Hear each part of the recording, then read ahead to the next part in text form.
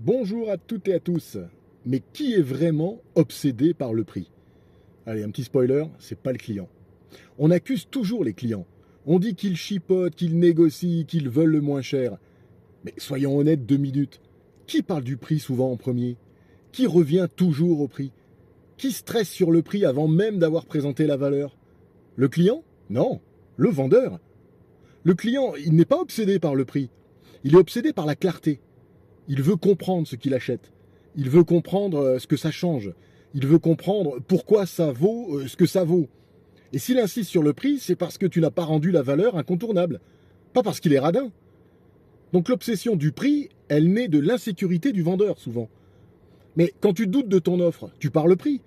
Quand tu as peur de perdre, tu pars le prix. Et quand tu veux aller trop vite, tu pars le prix.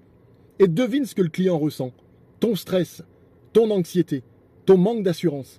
Alors forcément, il attaque le prix. Parce que c'est le seul terrain que tu lui donnes, en fait.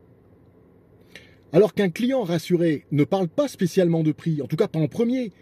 Un client rassuré parle décision. Alors si tu veux moins de négociations, arrête de vendre des chiffres.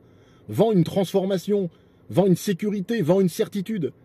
Parce que le prix, c'est ce que le client voit. La valeur, c'est ce qu'il va vivre. Alors le prix n'est jamais le problème. Le manque de valeur perçue, c'est ça le problème. Donc le client ne veut pas payer moins, il veut mieux comprendre. Il veut sentir que c'est juste. Il veut sentir que tu maîtrises ton sujet. Et lorsque c'est le cas, l'objection prix disparaît pratiquement par magie.